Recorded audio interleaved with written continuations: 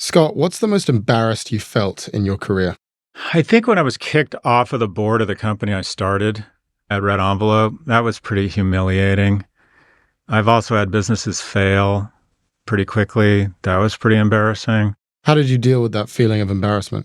I took $500,000 and ran a full-scale proxy fight to sweep out the entire board. Do you think that was the right move? Oh, 100% no. No. I lost. Something like 90% of the shareholders voted against me. So at that point, it was like, okay, you're not only got kicked off the board, but all the shareholders think it was the right thing to do. I eventually ended up going back and accomplishing that on the second board meeting. And then the company went Chapter 11 4 years later. Oh, God, I start to sweat just thinking about it. The lesson there is that I then ended up getting contacted by some hedge funds who wanted to back me to be a tip of the spear and an activist at other companies because they thought that I was crazy, but I was the right kind of crazy. So even in failure, you don't recognize that may be, in fact, a door opening that you don't realize. What would your advice be to founders who feel embarrassed when things fail or when things don't quite go the way they wanted to? You're the mite on a plum on a planet circling an unremarkable star that's one of 10 billion stars at the outskirts of a galaxy of one of 10 billion. You are insignificant. And then in 100 years, nobody you know will be alive nor care about your successes or your failures. No one's thinking about your successes or your failures as much as you. To let failure get in the way of taking risks or being open with your emotions and living your life vigorously and loving others with reckless abandon is to not recognize how insignificant you are.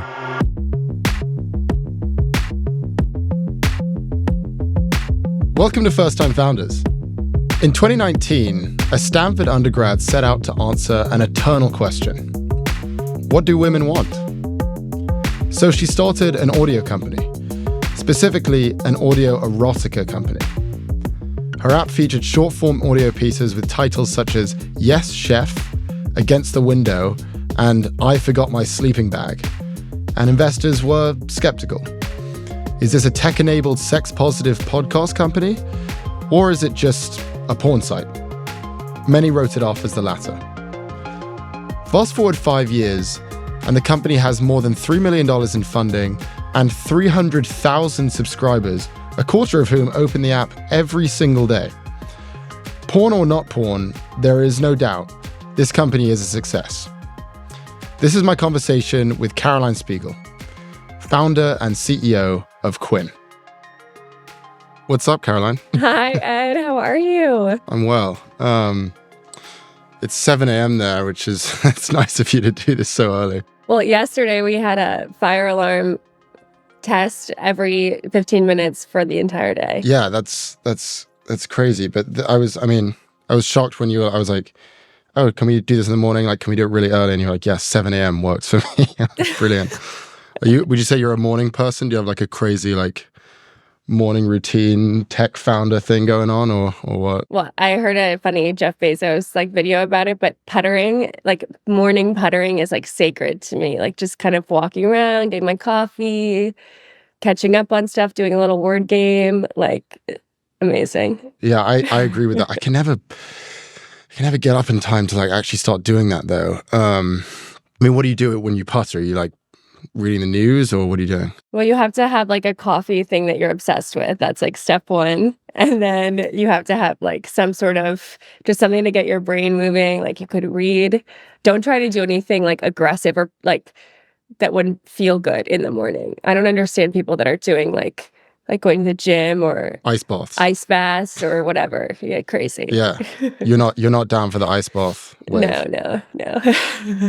So we met at Code Conference a couple years ago, and you were a speaker at the conference with Cara Swisher, and it was the first I'd heard of you, but you had this kind of crazy, awesome idea, and we talked a little bit about it, and you met our team, but the idea was for an audio erotica app called Quinn. Can you just tell us, what is Quinn? I started it actually in 2019, but when we met in 2021, we had just launched our app. So there were 2 years of kind of trying to figure it out, getting it wrong a lot, and happy to kind of dive into that more. But we had just launched our app, and since then we've grown 400% year over year.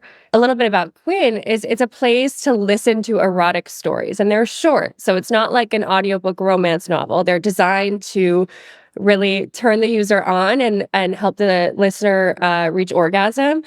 And it's something kind of in between, right? Like this sort of romance novel that takes hours and hours to consume, and sort of graphic visual pornography that doesn't appeal to women and doesn't really suit the modern consumer. Is it for women? So it's made by women for the world, but a lot of our content is geared towards women, and a lot of our users, the majority of our users are women. Okay. That said, we're really like expanding our offerings for men, and a lot of users report bringing it, to their partner, listening with their partner, and it really helping their interpersonal relationships. So it's definitely not only for women. For someone who's listening to this right now, they're probably thinking like, why is there a porn app, and why is there a porn app founder on this podcast?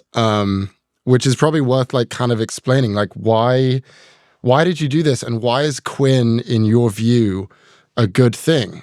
Considering that I think a lot of people would say, porn is bad. Porn is a bad thing.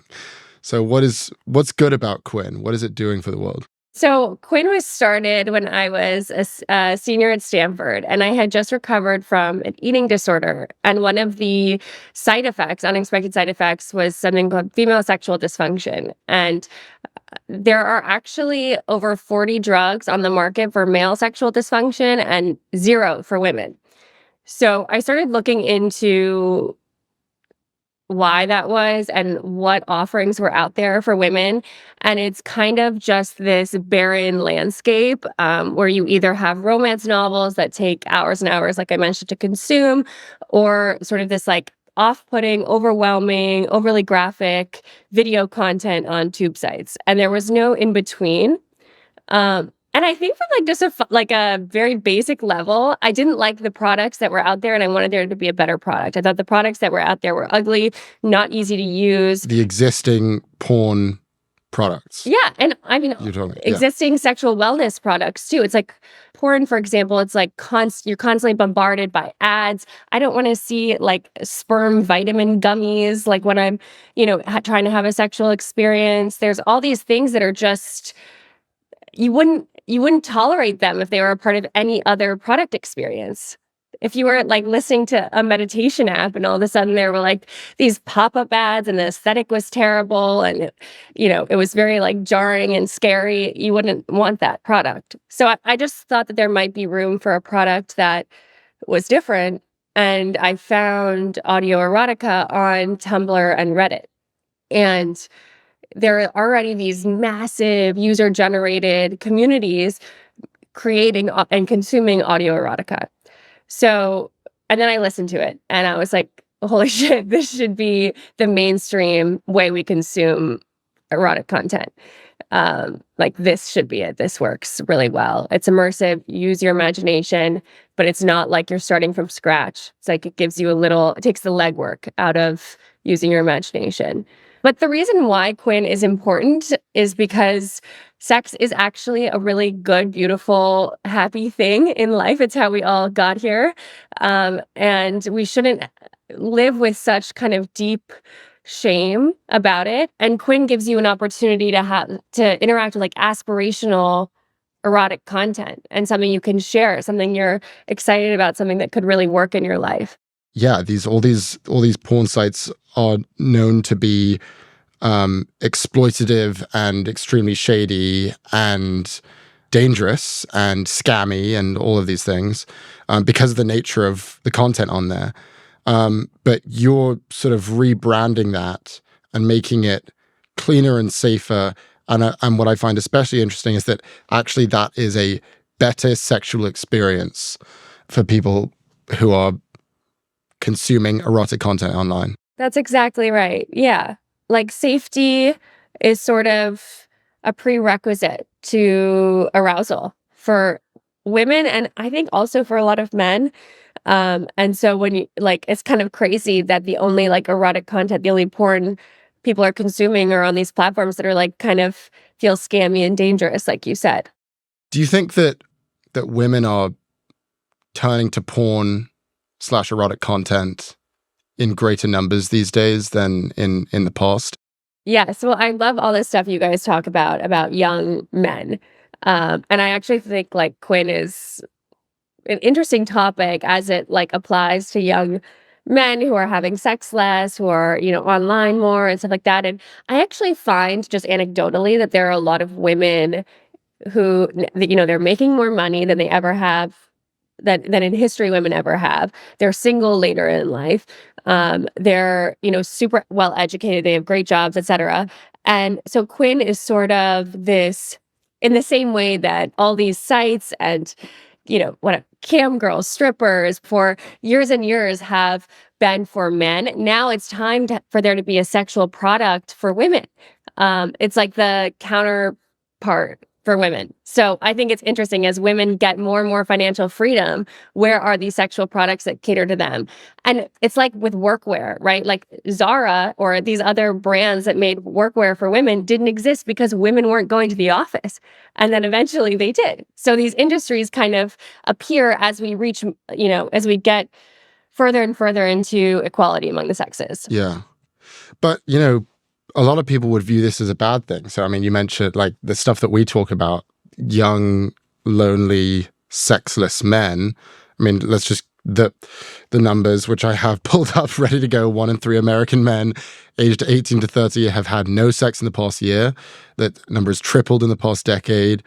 Here's one when I was doing research for this episode, 46% of men aged 18 to 30 watch porn on a weekly basis. Among women, it's 16%.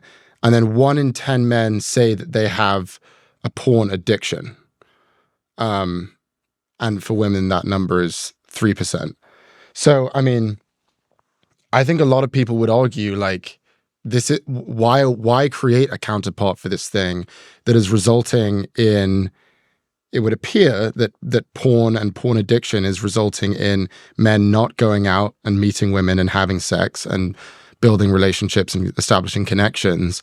And so why do the same thing for women? I think a big important part of it is it's not prescriptive. So when you're watching visual porn, you're seeing specific acts and specific types of bodies.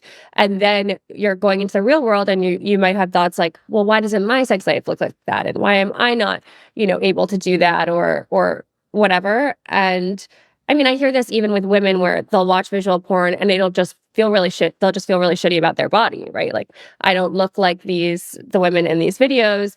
Does that mean I'm not hot? Does that mean I'm not, like a sexual being in the same way?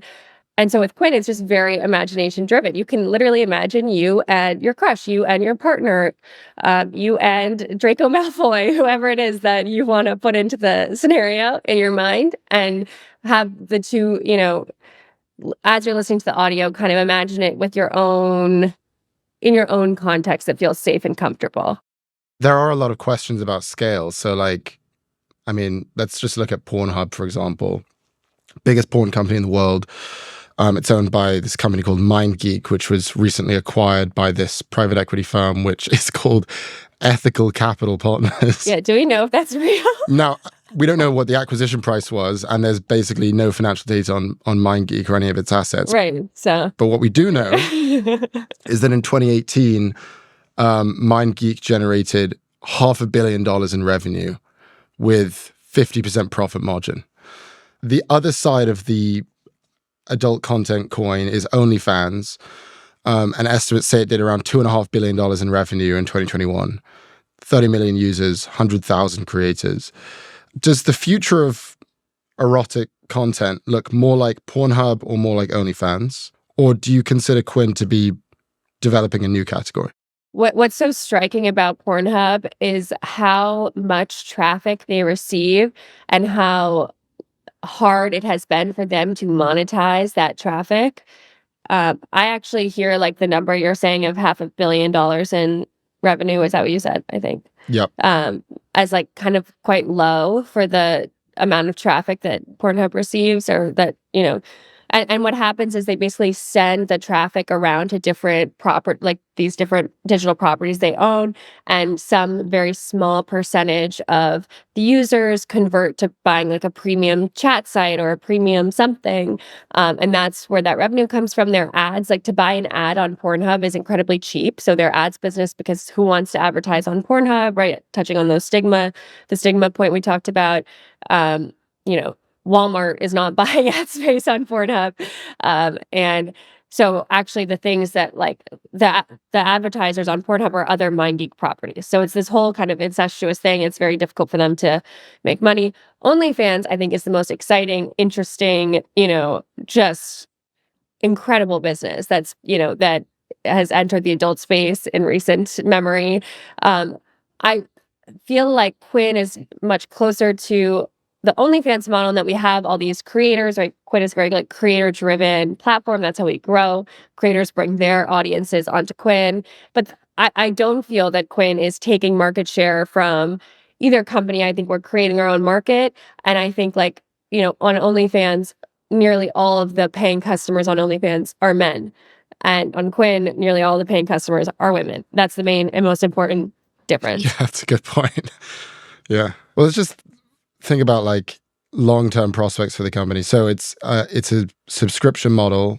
What's the growth opportunity? I mean, when I was discussing it with my team, we were thinking about like, what one thing you're addressing is female sexual dysfunction and also potentially loneliness. Like, there's this potential side that you're like improving relationships, improving sexual relationships. I'm sure that's the way you would want to view it. Where's the growth, or is audio just going to explode on its own? I do think that the like medium and the genre of audio erotica, these short audio, immersive audio stories designed to get the listener to orgasm, I do think that's the future of the adult content space as we like know it. So I think that's honestly where the growth is. I see us as sort of the first company to bring adult content into the mainstream, into the tech conversation, into the consumer, the true mainstream consumer space. I mean, I have a porn company on the Prof G pod right now. It's pretty new. Yeah. Sorry, go ahead. No. And just sort of like, I mean, honestly, like when Apple first started, right? Like computers were just for computer geeks. Like no one had a computer. It was like weird. They were like these black machines that no one understood. They were clunky and terrible and hard to use. No one knew how to talk about them. Yeah, they were for nerds.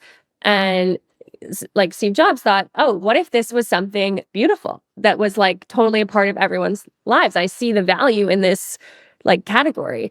And obviously I'm not saying that we're Apple or anything like that, but I think that's like a powerful like thing to think about. Like, what are these categories that are shunned or just for so-and-so and just for this part of life, right? Like porn is just for under the covers, slamming your laptop shut, taboo, no one's talking about it. And what if it was actually this beautiful, healthy, amazing part of life? That's the kind of thing we're betting on. We'll be right back.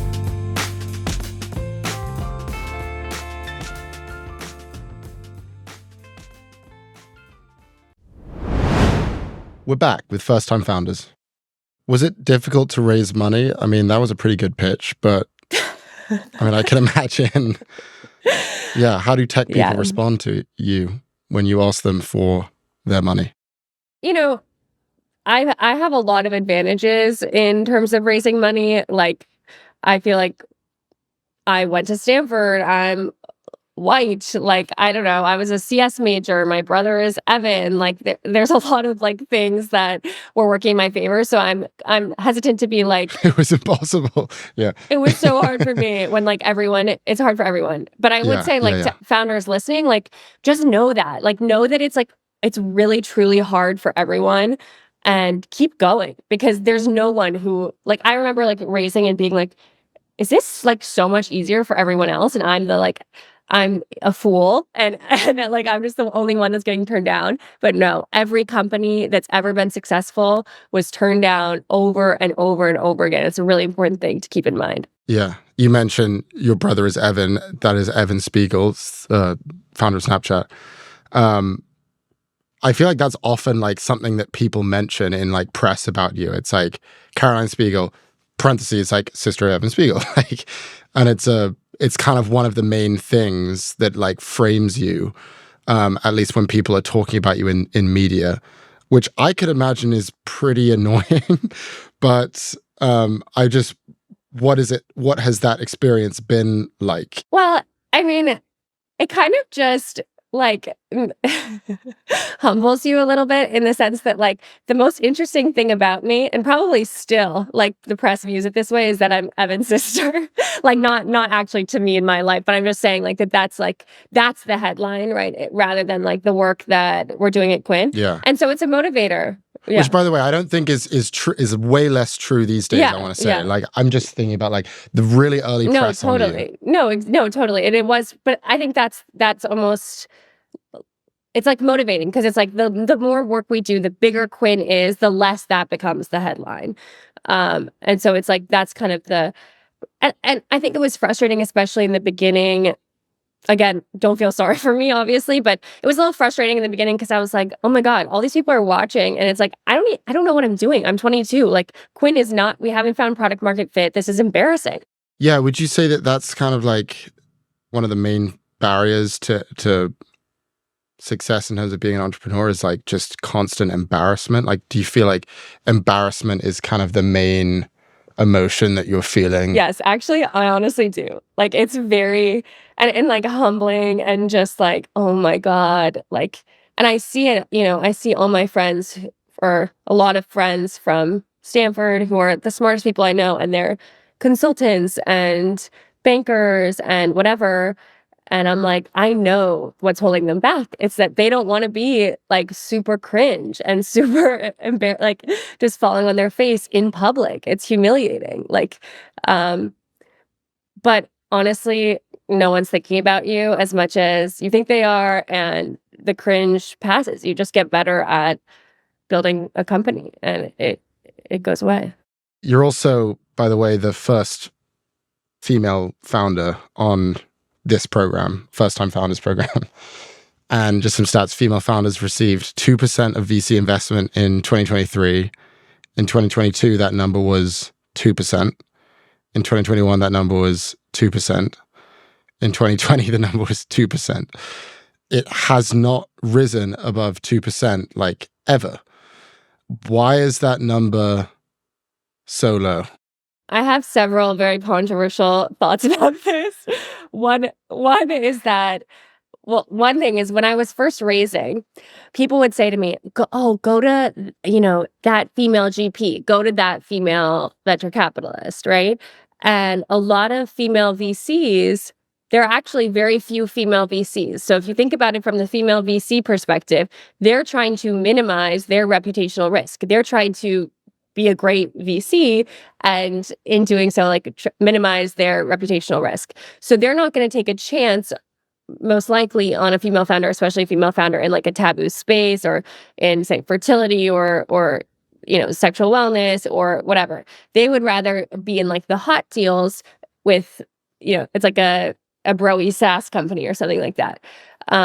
Because again, they're trying to like make their career as a female VC. I tell now when I'm talking to female founders who are raising, I say go to the old white men who have made their career. They're good. Like they're not proving anything, and they're evaluating your idea for what it is rather than trying to preserve their reputation, or rather than like make their reputation. So that's just like a big thing to keep in mind, is like, what are the incentives of the person you're asking for money? And most of the time they want to be in the deals that are like, in their view, most safe, which is kind of messed up considering that VC is like the only asset class where like taking big risk is like the most important thing. That's a really good answer. I mean, the one thing I would say is like, what's so risky about a female founder? I mean, you mentioned like they're getting into like sexual wellness category. I can understand how that's risky and different, but why not a female founder that's, I mean, are female founders starting broy SaaS companies? Well, I mean, when we look at like college majors, right? I mean, isn't this like a whole thing that like engineering majors have less women than, English majors, for example? So is it a surprise that like women gravitate towards like consumer companies rather than these like hard tech or enterprise SaaS companies? Like, yeah, but it's all signal. It's just like, what is like a serious like company, right? And so I guess like a tactical piece of advice to women would be to start more of these like serious broy companies. Where does Quinn lie on the serious to unserious company? Like, what do you think, Ed? We're like the least serious. I know, but I guess the point being, like, you would think of Quinn as an unserious thing at the beginning, but then, I don't know, you've grown, would you say 400% a year? Year over year for 2 years, yeah. Year over year for 2 years, and what is that, users or revenue? Or revenue. I mean, there you go. How do other female founders do it? I think back to the early days of raising, and now it's a much different ballgame. Like we're talking about, like now that we have real revenue and real users. But those early days, it's like, that's when it's really, really tough because you have this unserious idea and they ask, what do you have backing it up? And you're like, I'm 23 and nothing. So I don't know. And so I guess, at that point, it's just about minimizing your burn, really getting some traction and just, taking what you can get, doing what you can with what you can get. Like going to people in your network, going to professors that liked you in college and asking them for intro. You know what I mean? It's like really just scrappy and trying to get 10K here, 20K here, and putting something together where you can get something going. What was that moment when you were like, oh, fuck, I actually have something legit here? I think it was when we released like our second celebrity voiced series in March of 2023, I think. And it like blew up and it just like went much better than I expected. And our revenue was higher than I had ever expected it would be. And I think that was the moment where I was like on a different episode of this podcast, I think you said something about like the field of like delusion that you need to have as a founder. And it was like the first time that like reality was like kind of coming up to like the level of delusion that I had about Quinn for many years.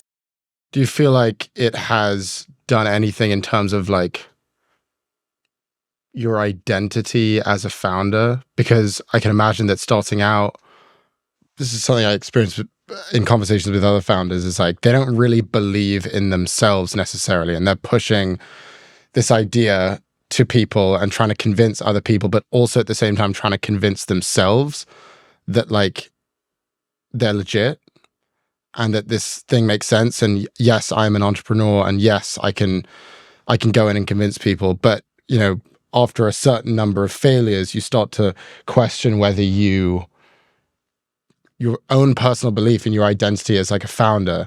And I guess I'm wondering, like, if you feel you've achieved that.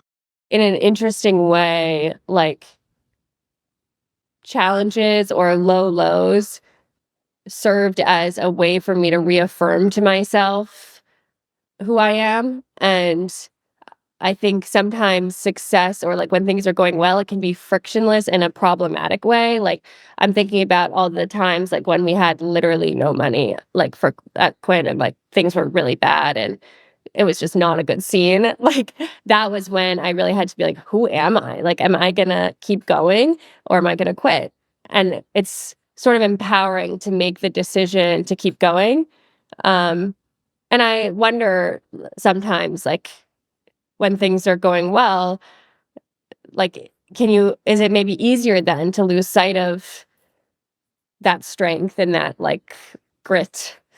So, but, and I was talking to someone and they were like, when there's not a problem, that's when I start freaking out as a founder, because that's what it kind of feels like. It's like your job as a founder is to like deal with problems. And so when things start going well, you're like, wait, what? Like, this isn't in line with my identity.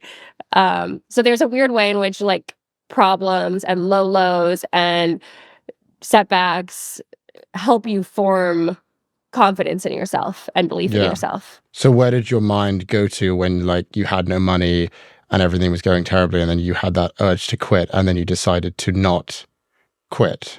Like, why not? It's such a good question. I think it has to do with, well, two parts. One is like really truly believing in Quinn and the mission, and I think a lot of people say this, but it's true. Like, if you don't have a good why for why your company should exist, then it's easier to give up. And then the second thing was just, I was like, F all these people that are like saying I can't do this. It's like the chip on your shoulder, right? And it's like, they think I'm gonna quit. I'm not going to. I know the Beehive guy who was on this podcast said a similar thing. And I honestly have never met a successful founder who didn't have a chip on their shoulder. It's kind of something you need to just have someone that you're proving wrong with the whole endeavor.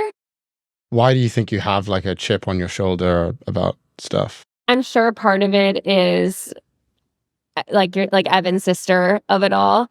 And another part is everyone saying how unserious Quinn seemed at the beginning.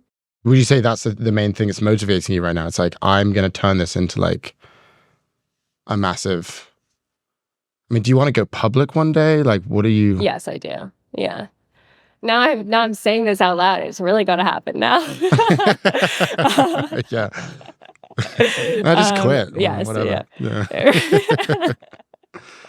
Yeah. I do. And I think Quinn is like a category definer. And, if it's not right now, it will be in the future. And we're just going to keep at it. So as long as I'm here, Quinn will be here. And we're going to keep grinding. Okay, I'm just going to do a rapid fire round of questions.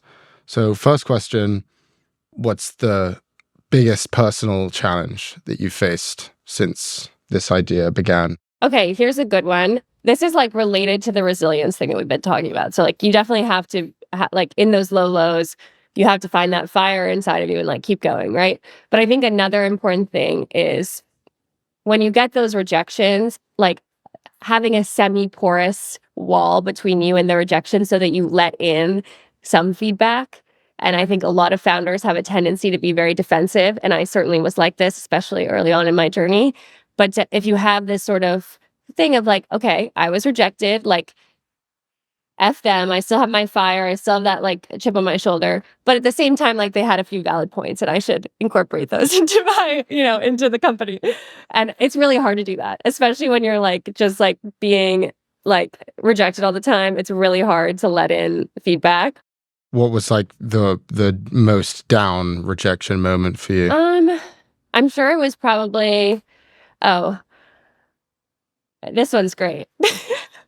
We got and like, I'm not trying to call out anyone. Like, for real, I know that VC's jobs are hard. So like, no shade to anyone. We got a term sheet from someone. Then after receiving the term sheet and negotiating like several terms in the term sheet, they called and said they realized they had an LP in the fund who had a vice clause they hadn't heard of, they like weren't aware of, and that LP was going to pull out of the fund if they invested in Quinn. And so typically that would be something that you would find out in the first meeting with a fund about a vice clause. And so we had said no to multiple other term sheets for this term sheet. Oh, wow. So it was like this whole debacle. That's some real tea, Ed. That's some real tea. Yeah, that is some real tea. So the vice clause is, we don't want to invest in any sort of sexual content kind of thing. Yeah, a vice clause is like guns, drugs, sex, whatever. Yeah. So. And we're not going to find out who the VC was. What? Now you have to figure it out? Yeah, well. Yeah. I mean, but again, it's not even about them. Like, it was just like the whole thing was just so, it was like life was just like spitting in your face, like, because these guys were like well-meaning. Like, they wanted to invest in Quinn. It was just this horrible administrative LP disaster. So the semi-porous wall that I was talking about, you might say, okay, I need to get really clear on the vice clause situation with investors at the first meeting going forward. I need to ask them about every single one of their LPs. I need to really dig into that. So that's a learning you can take away from that. And it's really hard in the moment when that happens to be like, oh yeah, let me just collect some learnings, but it really is like a good thing to do. Collect some learnings. You once said the thing that has been humbling for you in this experience was earning the respect of women. That like women, I guess, more so than men are like harder to please. Pun kind of intended. Yeah, well, there's this joke that we make at Quinn that I like boys, but that I've made millions of women come. And like it's so true. Like it's like really like my job. Like I'm constantly thinking about what turns women on, like what do they want? And so I empathize with men because it's like men are constantly bemoaning how they don't know what women want, and now I get it, right? It's really hard to figure out. And by the way, I was referring to just like marketing materials, but yeah, I guess also No, I know. literally from a sexual, yeah. I know, yeah, but it's both, right? And it's kind of related. And I think from like a marketing perspective and from like a business perspective, women are, they have like the most like purchasing power in our society. They're making all the household decisions. They're constantly getting bombarded with marketing and products, and they're buying stuff for the kitchen. They're buying clothes. They're buying skincare. They're buying makeup. They're buying health products. They're buying everything, and they are shrewd. They know when you're lying to them. They know what's what. They know the materials. I mean, they just like know everything. So you got to be smart. Don't bullshit women. Like that's seriously something I've learned. Like anytime we try to like gloss over something, they're like, "What? What do you mean by that?" So we just tell them everything straight up. We explain everything. Yeah. Well, what's an example of when you've like sort of glossed over or bullshitted them? Yeah, I mean, okay. Yeah, I wouldn't say it was on anything serious. Like we always try to, be honest. Like we have this like portal system for creators where they submit audios, and a lot of users would ask about like the timing of audios and what was happening and like the logistics of how audios got posted on Quinn. And we would kind of try to yada yada it. We would be like, oh, there's like an internal system, like, things happen, blah, blah, blah. It's like, and they're like, what do you mean? Like, what do you mean there's like a system for it? And we're like, okay, fine. You want us to really explain to you like exactly how everything works? They're like, yes. And so it actually turned out they were very understanding that like we had a review process and we had to listen in case there was, God forbid, like a cat meowing in the background. And then someone says there's an animal in a Quinn audio, right? So it's like, we have this whole like internal process of approving audios, and our listeners, our users were actually very open and interested in that and like understood it as soon as we explained it. So I would just say like take your users seriously, especially if they're women, and treat them like the smart, capable, interested people that they are. Is there anything specific that you do to like hype yourself up and be nicer to yourself and make yourself feel better about things? Or well, it actually ties back to like our puttering conversation at the beginning of this. Like I don't do like founder, like hardcore, like ice plunge, listen to, intense motivational, whatever. Like I do what feels good to me. Like I like walking my dog, having my coffee and puttering, and like, I'm not trying to like crush myself into productivity. So I would recommend like doing what works for you and what sounds appealing to you, and that there's no right way to be a founder. And that's a way of like hyping yourself up, of like affirming your individuality and your style. That's something my brother says, which I think is some of the best advice, is like be you and like do it your way and be like add your own flavor. I could imagine that it's actually difficult to be you in that position because you're trying to please people. You're trying to please the customers. You're also trying to please the investors. Like you're trying to do all these things and trying to imagine like, what is the version of myself that would be most appealing to this investor and want to like give me money?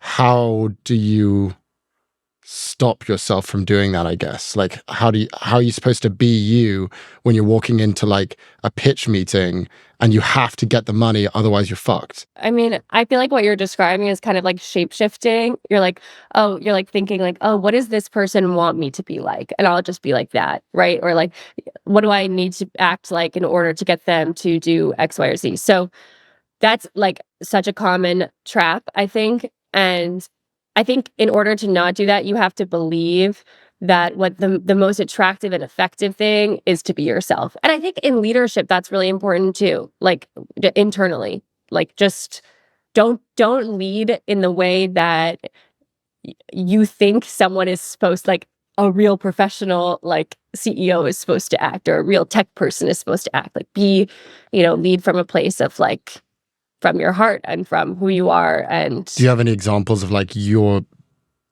being expressed through your leadership? Like any like ways that you write emails or like hold meetings or anything like that? Yeah, I love that. One thing about me is I love writing. And so a lot of stuff with Quinn is just writing. Like I'll write, an email to everyone about an idea I've had or a project we're working on.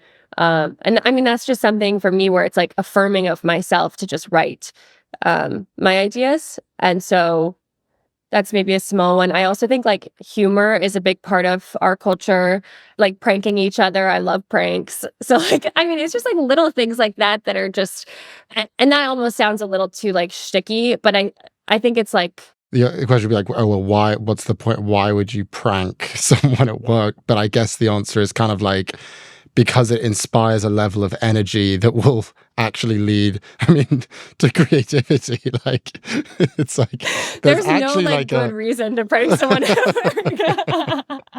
For everyone who's going to go like prank their employees this week, yes, this is why it's productive. You've heard it from Caroline Spiegel. Okay, I just thought of another one, which is a little better. That's like, by the way, I actually kind of believe that, but go ahead. like product intuition. Yeah. Like it would be like if I was constantly thinking when I was looking at marketing materials for Quinn or something, if I was constantly thinking like, what would a good consumer company look like? Like that would be a terrible strategy, right? So it's like, instead I'm thinking like, what do I want this to feel like? Do I like this? Like, I think a really good thing is to imagine yourself like literally as the customer completely honestly and be like, what do you think of this? Don't think what would a good consumer company, what would a good company do? Yeah, because that's so like alienating to the consumer. It's like, just like, what do you think? Oh, this is what the average 23-year-old woman wants. It's like, yeah, okay. Yeah. And like trust your own taste. Yeah, like taste is so important. Yeah. This episode was produced by Claire Miller and engineered by Benjamin Spencer. Our executive producers are Jason Stavers and Catherine Dillon, and our associate producer is Jennifer Sanchez. Thank you for listening to First Time Founders from the Vox Media Podcast Network. Tune in tomorrow for Prof G Markets.